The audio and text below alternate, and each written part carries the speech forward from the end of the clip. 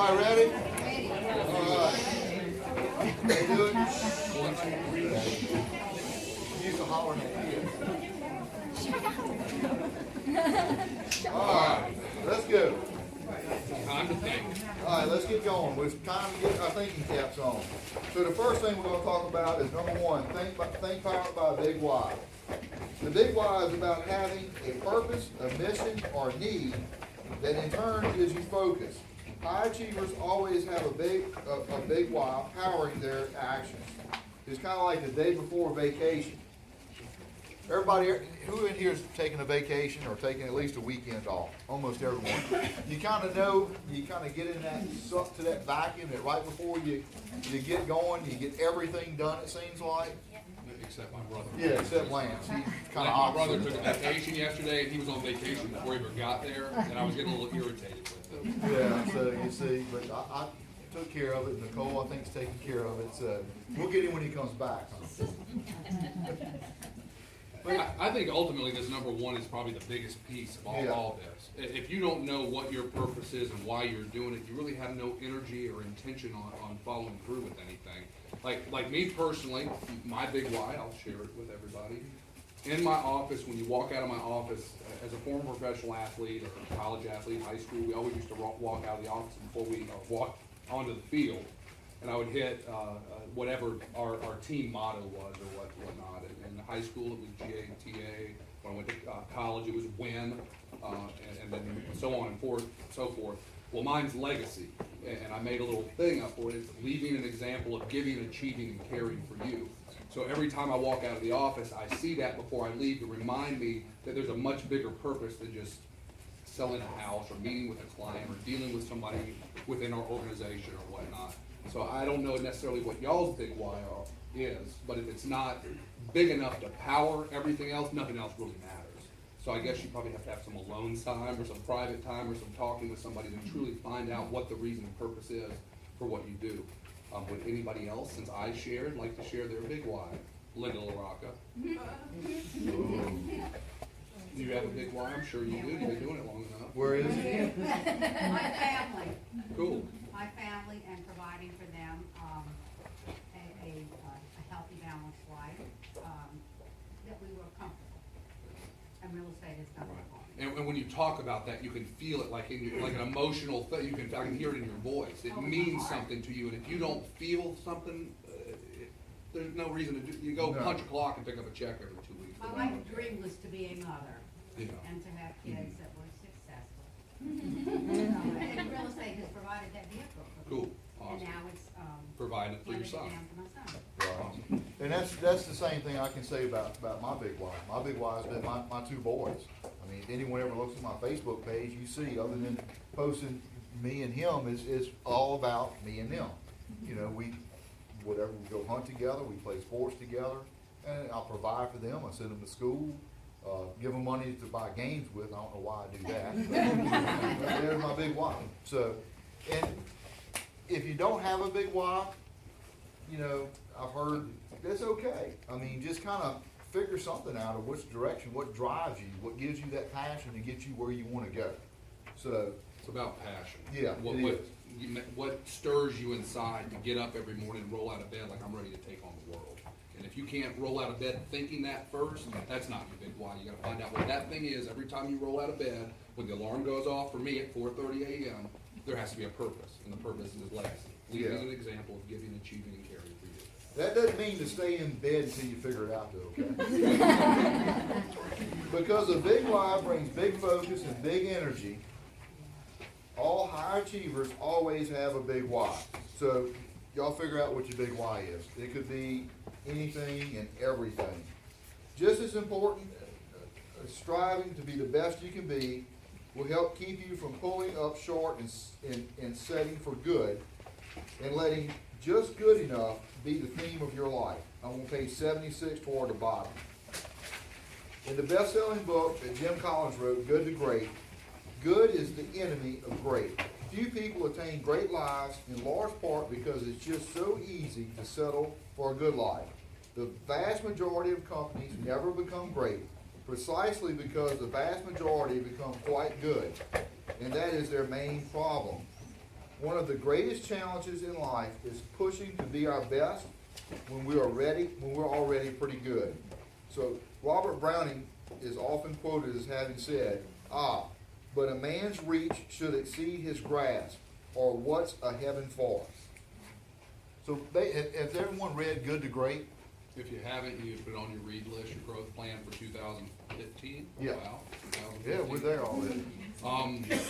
It's a phenomenal book, and I know sometimes within my team structure, I'll get irritated or agitated about the little things, but ultimately the little things are what ultimately matter the most, because that's what separate you from good to great. And sometimes William will say, oh, your standards are way up here, and they're down here, and it's still pretty. No, I know where we gotta go, and I need to make sure the rest of the crew's with me. Yeah, did we not have that conversation just the other day? The reason why the standards are up here is because that's where we're going. Yeah. And then what I turn around and say, I said, I appreciate that your standards are up here, because that's where we need to achieve to be. Yep. All right, so, number 2, think big goals and big models on page 78. Big goals and big models, one cannot exist without the other. If you have big goals, then to reach them, you will inevitably begin a quest for big models. Likewise, big models will drive you toward your achievement of big goals. The power behind having big goals is really about the power of acquiring big habits by beginning with the end in mind. The professional habits you build will either empower or restrict you. Big goals are about reaching for your true potential. By focusing on big goals, you will be focusing on developing big habits. Big habits never hold you back. Big goals require big habits to drive big models. Lewis, what time do you say you get up in the morning? 4:30 every morning, Monday through Friday. And it was funny, Dion LaPlace just stepped up here and she says, your habits are so right. I said, you could have good habits or bad habits. It's which habits you choose to form. And everybody knows the habits it takes to be highly successful if few are willing to pay the price that it takes to do those habits. Yeah. But after a while, it's just the way I am. I get up at 4:30. I get to the gym at 5:15. I listen to my book from 5:15 to 6:45 while I'm working out. I get home, I can tell you exactly the way, and I told Dion, it's not about having a perfect day, it's about having a perfect morning. And if I have a perfect morning, everything else seems to line up, and I have a pretty daggone good day at the end of the day. And I had to beat him. I get up generally around 4, and I get to the gym around 4:45. So, just saying. But also, I go to bed about 9. What time do you go to sleep? Yeah, I go to bed about 9 or 10. I stayed up late last night to watch the ball game. That was a great ball game. He asked me, he goes, dude, you watch the game? I said, no, man, I was asleep. No, I stayed up watching. What is amazing is that big goals and big models also have a powerful magnetic effect. They pull us through all the smaller goals along the way. And we see that so often. If you set your goal here, even if you pull up and fall, even if you fall short, you're still hitting some very, very good results. And that's what we're actually about to do. The end of October, we're having our business planning clinic. And I don't know if Nicole shared it with William. The goal for 2015 is to close the most gross commissions earned ever in the region, which is going to be somewhere between $1.3 and $1.5 million. And if you don't, when you set these goals, they call them big, hairy, audacious goals. If they don't give you a little uncomfortable feeling, like it's going to take a lot of hard work to get there, they're not high enough.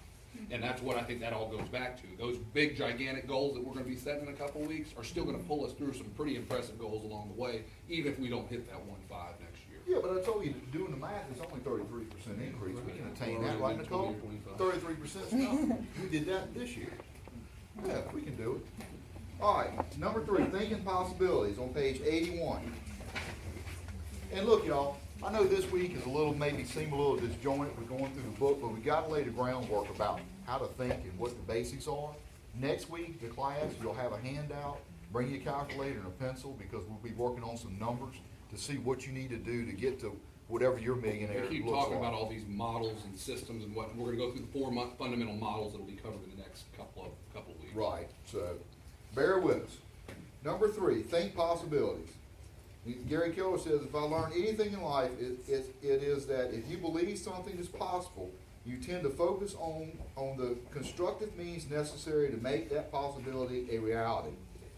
He's also learned to believe that if you believe the opposite, so if you don't think something's possible, then you'll be blinded by the ways it could be done. Anyone who wishes to achieve the very best, this becomes a defining moment. A big why, you have to decide to adopt big goals and big models to power through it. The question is, do you really think it's possible? I believe that there are 3 stages of possibility thinking that people have. Number 1, they think nothing's possible. Number 2, they think something's possible. And number 3, they think anything is possible. Lewis, did you think that 2 years ago that you'd be getting 50 million in sales and $1 million in GCI? No, I mean, this progression has happened extremely fast over the last 3 years, you know, but few people it's been a 9-year progression. Everybody is just, I've been introduced to the Keller Williams region and whatnot, and they just think you're an immediate success, but they don't know the price that it's been over that 9-year period. That's all of a sudden that flywheel's turning over, that it's ramping up at such a huge. I mean, what, 2011, I did 6 million in production, and now we're going to close somewhere in the ballpark of 40 million this year. Now that takes people and leverage and systems and leads and listings, but it starts ramping up, and now it just excites me so much that now I know the sky is truly the limit, and the possibility thinking is really endless at this point, because truly we're scratching the surface of where we're headed, and it just it excites me. When you actually see that time on task start to add up and work out for you, it sort of becomes, your mind starts to open up to possibilities. See, thinking possibilities, I truly think that we can hit $100 million in sales. And I really do see that, and I know we'll be there. We're halfway there now. We'll be there within the next 5 years, if surpass that. So, number 4, think action. Page 84. When you have big goals and big models with a big why powering them, you begin to think possibilities, and you begin to believe anything is possible. Now, when you begin to believe in your big goals as possible, the natural result is that you start forming plans and get more focused on making things happen. Then it follows the next way is to think action. They say the books Think and Grow Rich. Obviously, the first piece is to think, but at some point you have to get off your rear end and start Do action. something, yeah. And you can't just sit here and twiddle your thumbs in the corner and do your yoga exercises and expect it just to happen for you. So there is a piece that you have to think, you have to plan it out, you got to put the pieces in place, but at some point you got to shift it down and get going and move your rear end if you're going to get the thing done. Well, it kind of goes toward the bottom of the page, and we kind of hit on it with Michelle earlier. The problem for most is that they assemble everything they need to pursue success, and then, instead of actually pursuing it, they leave the raft of their salvation on the shore and decide to think about it some more. They hide behind continual inaction while calling it something else altogether. Inaction in the form of additional research, planning, preparation, or more plainly, procrastination. Simply put, top agents know that no action leads to nowhere. And I see that all the time, especially with new agents. They come in and they get to thinking about what all they got to do. So they start planning and planning and planning and planning. And then they plan some more, and then they don't ever do anything. Just do something. Doing something is better than not doing anything at all. And guess what? You're probably going to fail and make a fool of yourself a couple times. So prepare yourself ahead of time. You're going to fall down a couple times, but learn from those mistakes. Dust yourself off. Get better. Fine-tune your craft. And before long, you're going to it'll become more and more easy to the point that it'll become unconscious consciousness. Which goes right to number 5. Think without fear. You can have fear, or you can have, what is it, fear or faith. Faith. You can't have both. Yeah. Huh. Okay. Fear or faith, you can't have both. I think he's been brainwashed by folks. Probably. It's funny how you hear it all the time. Those bold laws just show up in your life all the time. It's so weird, and you'll say, "Damn, I need to just turn my thinking to that every now and then." It's pretty cool stuff. Yeah, it is. And it's more than just business, too. It's life. It's all life in general. All right, think without fear. Gary Keller says, thinking without fear, they start to move forward, stumble into some obstacles, and find themselves paralyzed into inaction by the specter of failure. And then fear of failure itself becomes their primary fear. Focus on the fear of failure and you're cooked. Setbacks happen. Or the bottom of page 86. Failed attempts are not failure, so never fear the attempt itself and keep trying. Charles Keating warns us of this when he writes, the only time you can't afford to fail is the last time you try. It follows that if you never quit trying, you'll never really fail. I think this is part of the reason why I showed the video that I showed. I think you just have to prepare. You have to. What I called it when we were in football, we called it mental toughness. You have to have something about yourself that's a little bit different to get through those challenging moments. Because in football, sometimes you get your rear end kicked all over the field, and you have to get up and you have to put your hand back on the line of scrimmage, and then you have to go about kicking his rear end all over the field. So unfortunately, I think I can't walk and stand up for 2 hours anymore because of the sport, but it's made me the man I am because of the sport. And I think it sort of spilled into my business. Well, but there again, related to some other things we do is getting on the phone and making calls. I mean, everyone on the team, they're required to have, make, just like bowl, 20 contacts a day at minimum. So for 3 hours a day, people make phone calls, and that can be pretty scary. We got people hang up on us. We got people say, don't call us again. We got people call us back and say, why'd you call me? Don't call me again. Take me on your list. Okay, you had a bad day. That's fine. I won't call you, but Lewis will. And I don't really like the whole concept that certain personalities are better suited for this or that. It goes back to mental toughness and focus and how big is your why that's going to get you to where you want to go. Nicole, have you had challenges on the phone before you got on my team? And now how good are you on the phone? And I think that's an ongoing thing. Yeah, some people are better suited for certain avenues in the business, but that's just an excuse. You can push yourself through anything when your why is big enough. Well, either that or the chip on your shoulder. Yeah, the chip on your shoulder. Yeah, hiring people, I always want to know, what is your chip on your shoulder? What's powering you to get up every morning? When we go in the hiring process, I want to know, well, why are you here? What's important to you, and what are you going to get out of? What are you going to bring to the table for my organization? What is that thing that fires you up every day? Number 6, think progress. Thinking progress is about the knowledge that breakthroughs more often than not come through the efforts and persistence. Think progress takes your thinking a step further. The more you try, the better the odds are at succeeding. Progress is about quantity and repetition. Success is in the numbers. And it just kind of goes back to bowl. Everything's a numbers game. And we laughed about it. We were talking about this in the office, and I said, well, Lewis, it all goes back to everything's in a numbers game. Even when you were single and you were dating, it's all a numbers game. We're numbers? But,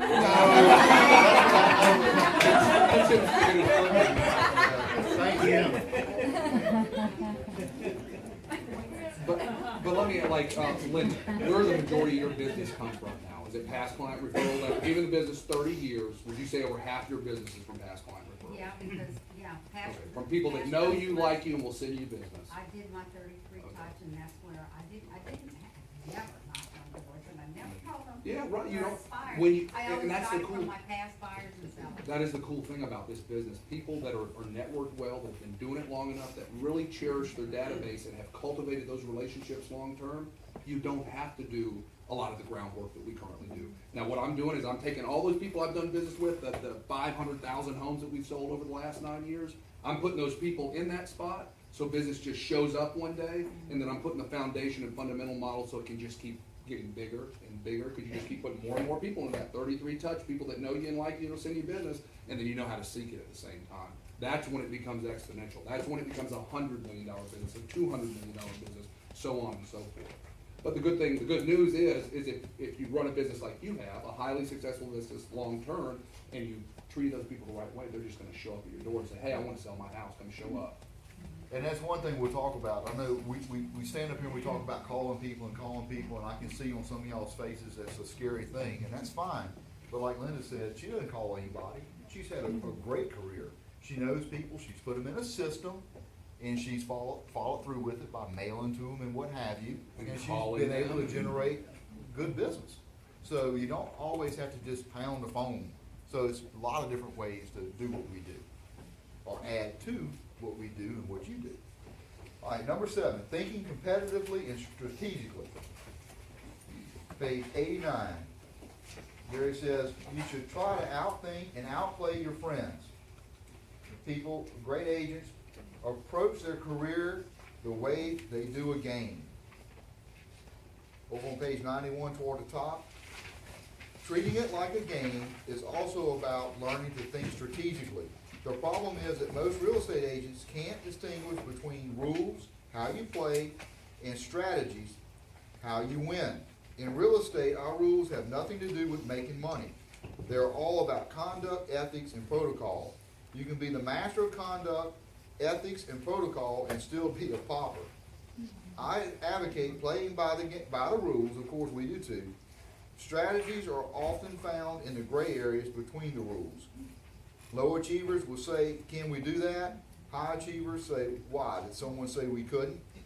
People who live by the rules live in the literal world. Strategic thinkers are exercising their creativity and living outside those limitations.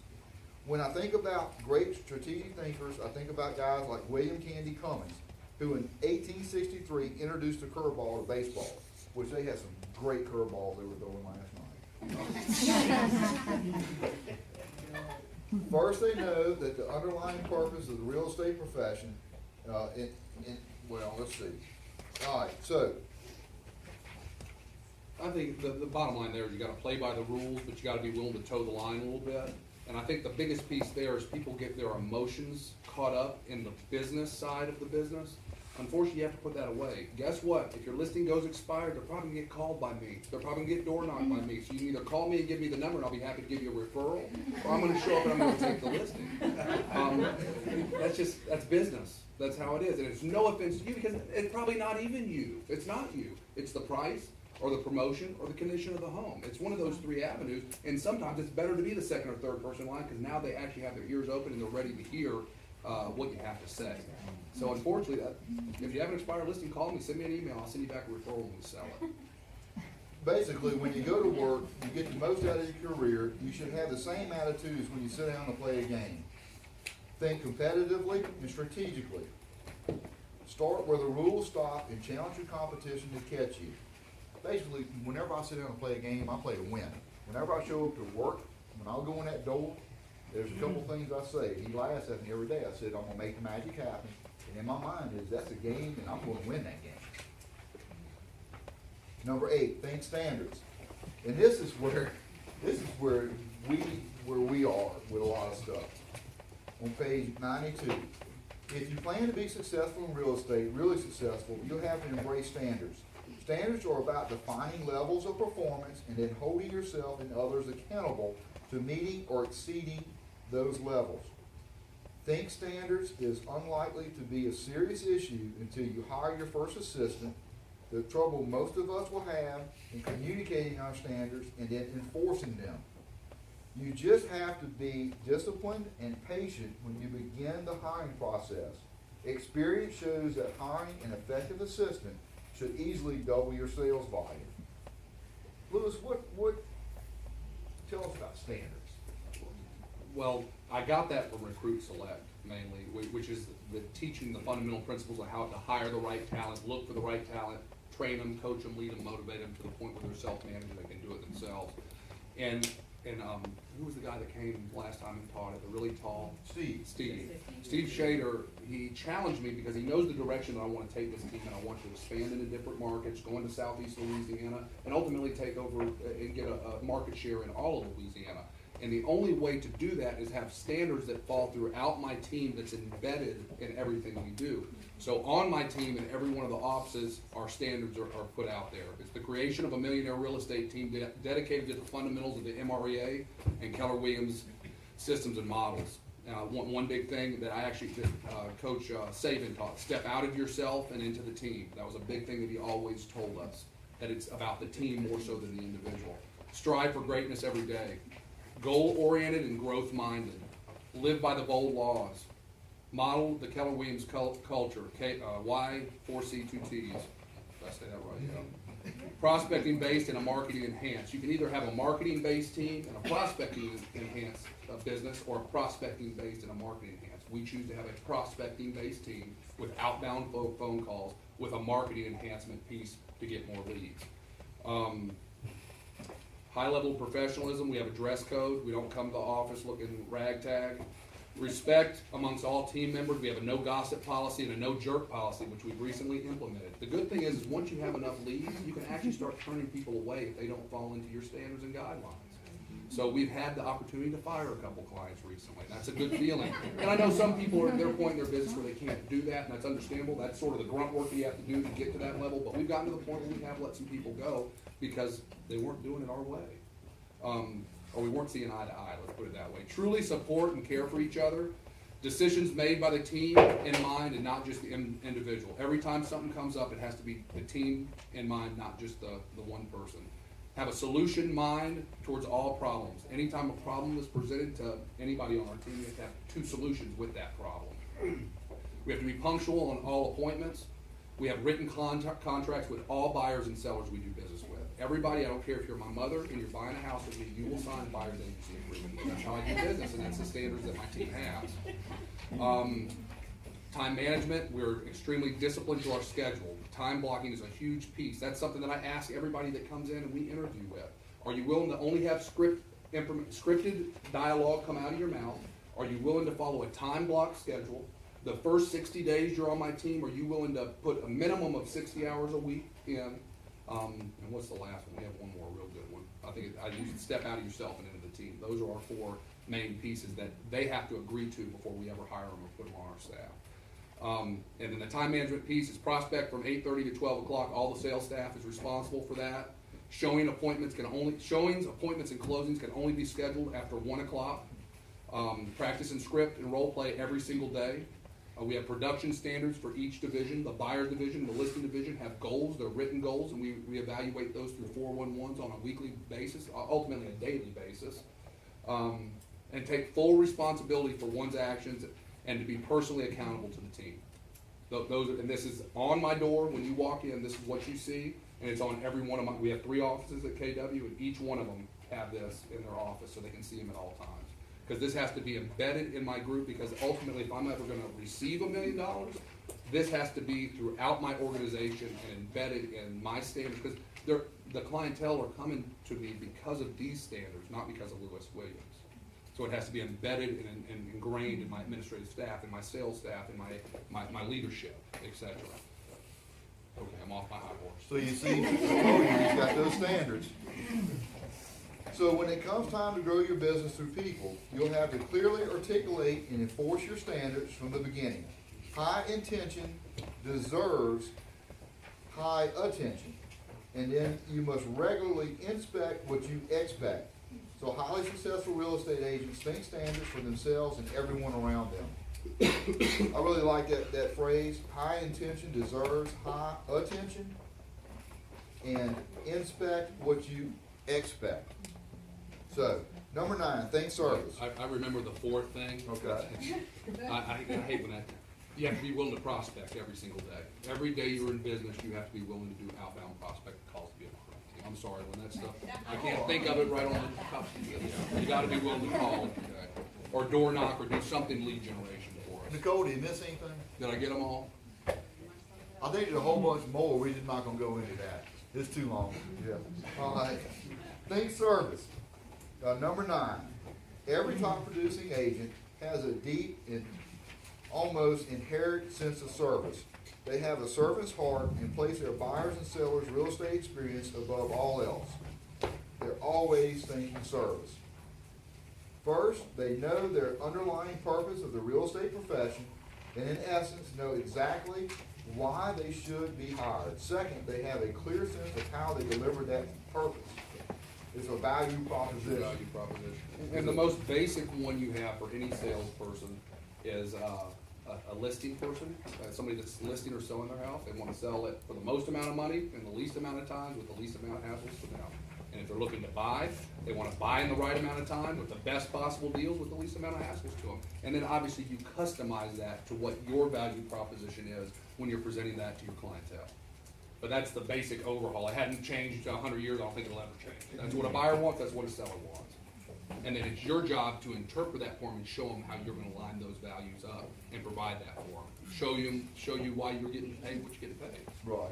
And that's why people struggle sometimes With with commission justifying commissions, because they don't project that, A their value value proposition. proposition good enough. So if you can project your value proposition and why you're valuable to that customer, whether a buyer or seller, the commission part should never come up. Unless you mess up and sell the house the first day, then it still comes up. But that's not really messing up. So basically, it's the value proposition, purpose, value proposition, and fiduciary responsibility or duty. So, jump over to page 97, the 3 L's of the millionaire real estate agent. The Pareto principle, the 80-20 rule.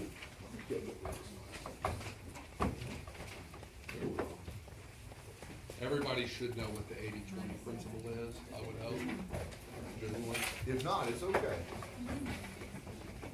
Go ahead and tell them what it is. All right. Gary Keller says, I personally believe the 80-20 rule is the best kept, most underutilized achievement formula. The principle of the greatest outcome for time and effort expanded. Most people believe that time and effort alone deliver results. And while this may be true, the 80-20 rule teaches us that time and effort on the 20% that really matters will deliver 80% of the results we seek. Like everything else in real estate sales has its 20%. The 20% the millionaire real estate agent focuses on are the 3 L's. Leads, listing, and leverage. When you're concentrating on leads, listings, and leverage, you are focusing on the key activities that will yield the greatest return for your business. Want to expand any on that? I think it's pretty much straightforward. I mean, the 20%, I had mentioned it earlier, as a salesperson, if you're still on the sales side of it, it's lead generate, lead follow-up, run appointments, negotiate contracts, and script and role play. That's your whole job, period. That's all you do. And then you leverage yourself out with people to help you in the 80% that slows you down, essentially. Pretty much so leads, you should think of yourself as being in a lead generation business. What you have to embrace is the fact that it's the number of qualified leads you have that will either grow your business, keep you in business, or put you out of business. Nothing else about your business will have the biggest impact on it as the number of leads you have. Leads become the first of the 3 L's. Without them, the other 2 are not nearly as important. Actually, without leads, nothing else is important. We wouldn't be in business, that's what it says right here. Without leads, we wouldn't be in business. And if you don't have enough leads, you don't do anything else if you have enough leads. That's right. The issue of leads should always be at the forefront of your business consciousness. Page 100, toward the bottom. The catch is that lead generation is not something that can just be turned on and off. Some very good lead generators make the mistake of turning it off when they think they have more business than they can handle. In turn, if you turn it off in 6 months or later, you suddenly realize that the market has made a slight shift and now you don't have enough leads. I was actually having this conversation with my coach this morning, my MAPS coach, and we were talking about, we've gotten extremely busy all of a sudden. Our listing division has an awful lot of properties pending, and they're getting caught up in the 80% minutia that's slowing down the revenue. And our listing taken this month is down from where it's typically at. So what I'm seeing as the leader, 90 days out, we're gonna be having a whole nother problem, because we're not doing the lead generation we need to keep bringing in the listings that drive the whole revenue in the business. So this is an ongoing issue in my business. This is just a constant juggling act that you have to do and be monitoring to constantly always be in that 20% zone that ultimately is putting you in the most effective manner to drive the business. And what I've always seen, and it's happened to me, it's happened in our business, is like you said, it's not that you turn it off. I don't think anyone ever purposely turns their lead generation off unless you go on vacation or you go out of town. I think what it is what I see is everybody gets in the busyness of being busy. They get some things under contract, or they're working with buyers and running them around, so you're not focusing on continuing that lead generation. Or all of a sudden, you see a lot of income that you have out there, so you kind of back off of it and slow down because you got a lot of stuff in the pipeline. And then all of a sudden, when all that gets done, you're sitting there with, oh my God, I don't have any business to go close. What am I going That to gives do? you this, that you constantly Yeah. see with realtors, the up and down roller coaster, that even in our business, I mean, I'm constantly monitoring that as well. Because we do have a couple salespeople on the team that aren't as seasoned, and they don't actually know what the 20% is. And that's me as a leader to watch that and monitor that and make sure they're constantly digging into that and letting go and let my administrative staff take care of all the other stuff. Yeah, it's a big thing there. You gotta let go of some of this stuff. You still gotta do your lead generation. Focus on lead generation in the morning when you're fresh and you're ready, and then take care of that other business later on during the day and the evening The time. key word there is focused, a Focus. focused effort where nothing else is bothering you, your phone's not blowing up, you're not checking emails, it is a dedicated effort on whatever that task may be. The bottom line is, until you have enough leads to exceed your goals, there is no other issue. You basically can never have enough leads. Okay, now the listings. The highly leveraged maximum earning opportunity, page 101. The second most important L is listings. While leads are vital to your sales business, sellers' listings are critical to your ability to build it to the highest level with the lowest cost and highest net. Does everyone understand the difference between why he says the maximum amount of money, maximum return for your time? Because the listing, you can go and take the listing, it doesn't take that amount of time to get the listing appointment, get the paperwork signed, get it put in, and get the marketing plan set. And then you kinda like a crock pot, you set it and forget it. Whereas the buyer, you kinda continually touch them, nurture them, and keep moving them through the I process. think earlier in the book, they had mentioned 15 to 20, 25 listings a month from a high-producing listing agent is doable. 6 to 8 high-producing buyers, that's all you're gonna be able to work, just because of the time, the constraint that it takes. Right, and to close Nicole, that business. Nicole's one of the best in the business, and I know she reaches her point to where it gets to where you can only work with so many people, and then you can't And get that's the anything piece done. that we just added to our team, where now we actually have a showing specialist, which leverages her time and my brother's time to do more lead generation. Because we were getting to the point where we were at their capacity because they were lead generating in the morning, running wild all the time in the afternoon. Well, now we have a showing specialist that shows all of our houses Yeah, for us. and they it's were a doing team this. effort. So, And now their business is starting to do this. I mean, what do you have, 35, 40 buyer contracts right now? That's the most we've ever had at one period of people that are committed to doing business with, that have signed contracts saying that we are gonna buy a house with you in the next 90 to 180 days. And that's happened almost immediately as soon as we put that piece in. make listings your primary focus. Listings will help you gain more control over your time and money, and have the rewards you reap from your efforts will be the highest they could possibly be. So, it's like we talked about, that's where your most bang for your buck So is. say listings are, the Gifts gift from of the the real gods, estate gods. gods, yep. Leverage, the third L, the who, how, and what of real estate. Leverage is, leverage is that if you focus on your first two L's, you do a great job, you will eventually have no choice but to either make less money or jump into becoming leveraged. So, I don't wanna make less money. You wanna make less money? And that's sort of the actual progression that I mentioned earlier. We got to the point where I had more leads than I could handle, I started referring those out. I got administrative staff help, then I had more listings than I could at that point, it went from 25 to 50 listings almost overnight. And then it was just a natural progression to start putting the administrative staff in help, the transaction coordinator, and then hire full-time buyer's agents to manage all my buyer business. And believe me, I hear it, because the standards are here, and when we don't meet those standards, I hear it. I'll just let everyone go and just do it myself and make less money. Yes, I do. And I'm have like, that no, we're option. not doing that. We'll get it straight. We'll tighten it up. So then I call Nicole. All right, page 104. Leverage answers 3 key questions in your business. 1, who is going to do it? People.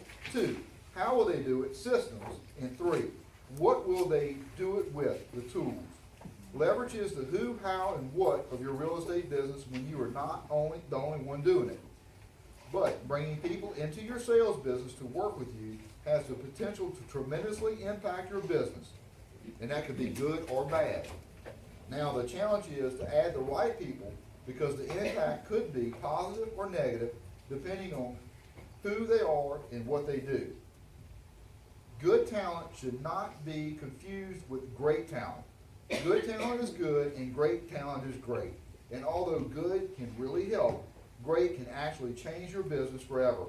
Therefore, it is crucial that you avoid settling for people who merely fill gaps and do not have the capacity to grow. Key word, capacity. I think definitely the people that you surround yourself with will, that's the key piece. Because you've seen these teams build and crumble all over the region, and I've been very blessed to most of the folks that started me for day one are still with me today. And I don't know exactly, I don't know the recipe to that or how that all played out. I mean, I tried to do the recruit select thing the best I could and interview the best I can. But the truth of the matter is I have excellent, excellent people that work with me. Well, thank you. Yeah. Despite I want to every now and then just do it all myself, get rid of them all. And then I say, thank God I have all these people. There's no way that we can be doing this. When I come to my senses 5 seconds later. 15. First step to leverage is administration. Only after you have a great admin staff to help you, who in turn bring systems and tools, and they have helped grow your business to a point where there are more clients than you can handle, do you begin the process of hiring real estate sales people to leverage it out further, like buyer's assistants. That'd be the next. It's admin staff first, then you work yourself into buyer specialists, and the last piece is listing specialists. And that's what we've recently done in 2014 is hire listing specialists. I don't go on too many listing appointments anymore. All I'm doing is setting the appointments and sending the girls out and just selling my standards. So whenever you add additional persons, you must hold him or her accountable for bringing corresponding positive growth. Leverage becomes the who, how, and what of your business. So when you find you have maximized your personal productivity or production, you have hit a ceiling of achievement, it's time to think about adding appropriate leverage to break through to the next level.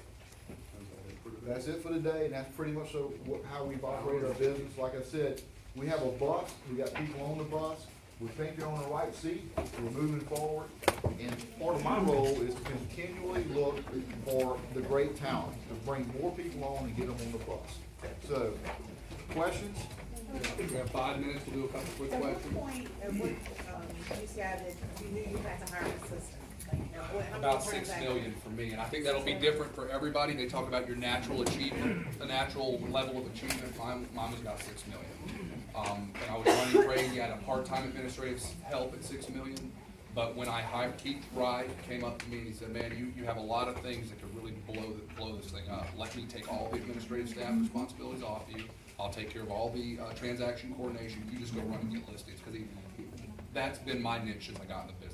I've never been a buyer's agent. I played the game, so to speak, when I was a solo agent. I could play the part if needed, but I'm a listing agent through and through. And that's ultimately where it all starts. It's leads, then listings. You have to have a strong listing base in order to ultimately succeed at a high level. I say from my experiences.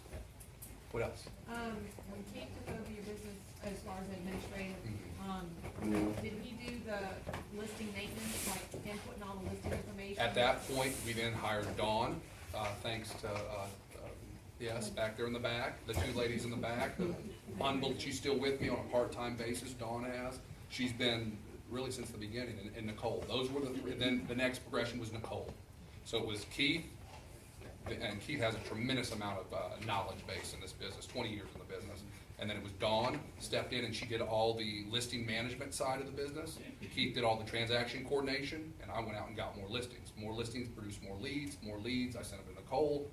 Voila, early 2012, the Williams team was formed. Yes? You know, a lot of agents struggle with taking that next step of being a single agent to forming a team. And I think the myth, understanding, is that, well, they're not gonna do it like I will.